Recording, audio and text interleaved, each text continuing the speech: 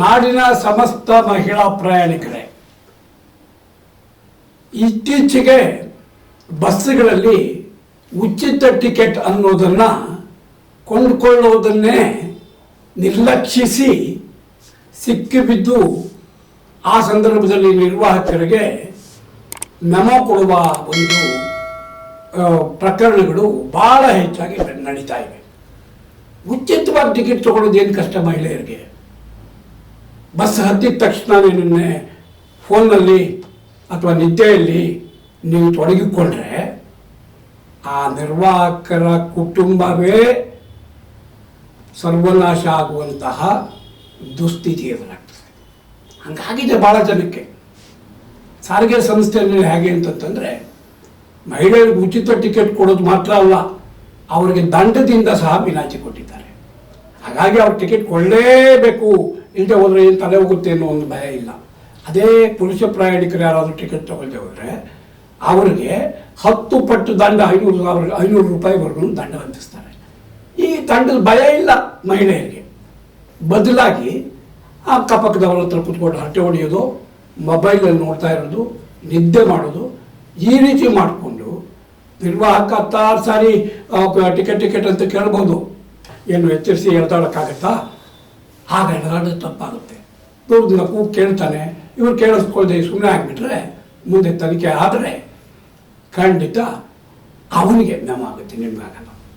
ಹೀಗಾಗಿ ನಿರ್ವಾಹಕರು ಅನೇಕರು 3-4 ಇನ್ಕ್ರಿಮೆಂಟ್ಗಳು ಕಳ್ಕೊಂಡಿದ್ದಾರೆ ಬಹುತೇಕ ಕಡೆ. ಅದರಲ್ಲೂ ಸಾರಿಗೆ ಸಂಸ್ಥೆಯಲ್ಲಿ ಇನ್ನೂ ಒಂದು ಏನಿದೆ ಅಂತಂತಂದರೆ, ನೀವು ಪ್ರಯಾಣ ಮಾಡಿದ ಡಿಸ್ಟೆನ್ಸ್ಗೆ ಅಷ್ಟಕ್ಕೆ ಕೇಸ್ ಬರೆಯೋ ಬದಲು ಆ ಬಸ್ ಎಲ್ಲಿವರೆಗೂ ತಲುಪುತ್ತೋ, ಆ ಬಸ್ ಎಲ್ಲಿಂದ ಹೊರಟಿದೆಯೋ ಅಲ್ಲಿಂದ ಲೆಕ್ಕ ಹಾಕಿ ನೀವು ಸುಮಾರು 30 ರೂಪಾಯಿನ ದರದಷ್ಟು ಪ್ರಯಾಣ ನೀವು ಮಾಡಿರೋದು ನಿಜ ಆದರೂ ಅವ್ರಿಗೆ ಬೇಕಾಗಿರೋ 300 ರೂಪಾಯಿನಷ್ಟು ದರದ ಕೇಸನ್ನು ನಿರ್ವಾಹಕರ ವಿರುದ್ಧ ಬರೀತಾ ಇದ್ದಾರೆ.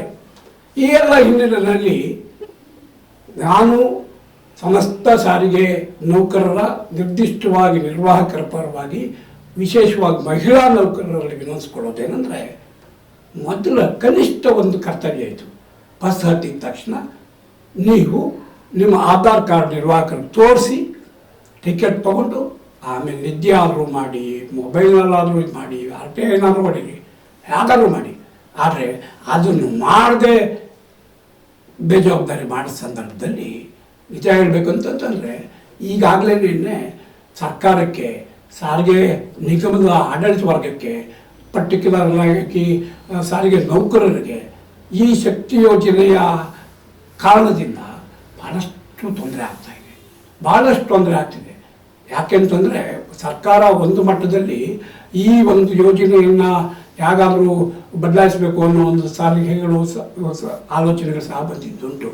ಆದರೆ ವೈಡ್ನಲ್ಲಿ ಮಹಿಳೆಯರಿಗೆ ಒಂದು ಆರ್ಥಿಕ ಸ್ವಾತಂತ್ರ್ಯ, ಆಚೆ ಸುತ್ತಾಡುವ ಸ್ವಾತಂತ್ರ್ಯ ಮತ್ತು ಬದುಕು ಕಟ್ಟಿಕೊಳ್ಳುವ ಸ್ವಾತಂತ್ರ್ಯ ಇನ್ನಷ್ಟು ವಿಶಾಲವಾಗಿ ದೊರೆಯಬೇಕು ಅನ್ನೋ ಒಂದು ಕಾರಣಕ್ಕಾಗಿ ಈ ಯೋಜನೆಯನ್ನು ನಿರಂತರವಾಗಿ ಮುಂದುವರಿಸಬೇಕು, ಯಾವುದೇ ಕಾರಣಕ್ಕೆ ತಡೆ ಒಡ್ಡಬಾರದು ಅನ್ನೋ ಒಂದು ಹಿನ್ನೆಲೆಯಲ್ಲಿ ಈ ಯೋಜನೆ ಯಶಸ್ವಿ ಆಗಬೇಕಾಗಿದ್ದರೆ ಮಹಿಳಾ ಪ್ರಯಾಣಿಕರು ಸಹ ಸಹಕರಿಸದೇ ಹೋದರೆ ಈ ಯೋಜನೆಯ ನಿಂತೋಗುವ ಸಾಧ್ಯತೆಗಳು ಇಲ್ಲ ಅಂತ ಇಲ್ಲ.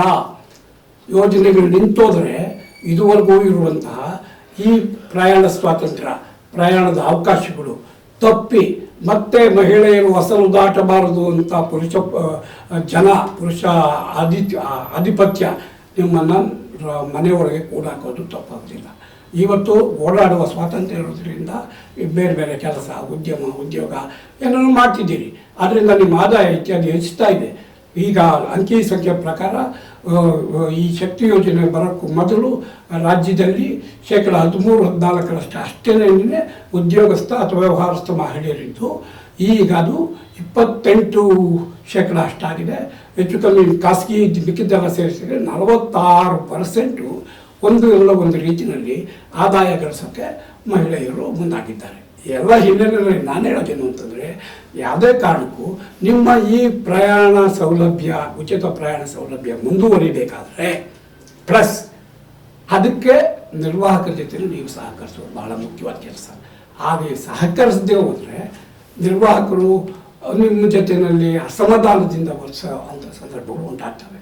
ಅದೇ ರೀತಿ ಬೇರೆ ಬೇರೆ ಕಾರಣಕ್ಕೆ ನಿರ್ವಾಹಕರು ಮತ್ತು ಮಹಿಳಾ ಪ್ರಯಾಣಿಕರ ಮಧ್ಯೆ ಒಂದು ಉದ್ವಿಗ್ನ ಸ್ಥಿತಿ ನಿರ್ಮಾಣ ಆದರೆ ಕ್ರಮೇಣ ಅದು ವಿಫಲ ಆಗುವ ಸಾಧ್ಯತೆ ಜಾಸ್ತಿ ಇದೆ. ಆದ್ದರಿಂದ ಎಲ್ಲ ಮಹಿಳಾ ಪ್ರಯಾಣಿಕರಲ್ಲಿ ನಾವು ವಿನಂತಿಸುವುದು ಏನಂತಂದರೆ ಕೂಡಲೇ ಬಸ್ಗೆ ಹತ್ತಿದ ಮೊದಲ ಇದರಲ್ಲಿ ನಿರ್ವಾಹಕರೇ ಕಾರ್ಡು ಕೈ ತೆಗೆದು ತೋರಿಸಿ ಟಿಕೆಟ್ ತೊಗೊಂಡು ಆಮೇಲೆ ಇದು ಮಾಡಿ. ನಿರ್ವಾಹಕರು ಕೇಳಿದ ಮೇಲೆ ಕಾರ್ಡ್ ಹುಡ್ಕೋದಲ್ಲ, ಅಥವಾ ಕೇಳ್ದೆ ಹೋದರೆ ಏನು ಬೇಕಾಗಿಲ್ಲ ಸುಮ್ಮನೆ ಕೊಡಿ ಅಂತ ಕೇಳೋದಲ್ಲ. ಯಾವುದೇ ಕಾರಣಕ್ಕೂ ಕಾರ್ಡ್ ತೆಗೆದು ತೋರಿಸಿ ಟಿಕೆಟ್ ತೊಗೊಂಡು ಪ್ರಯಾಣ ಮಾಡಿ ಆ ಸವಲತ್ತನ್ನು ಯಶಸ್ವಿಯಾಗಿ ಮತ್ತು ಲಾಭದಾಯಕವಾಗಿ ಬಳಸಿ ಅಂತ ನಾಡಿನ ಮಹಿಳೆಯರಲ್ಲಿ ನಾನು ರಿಕ್ವೆಸ್ಟ್ ಮಾಡಿಕೊಡ್ತಿದ್ದೇನೆ. ನಮಸ್ಕಾರ.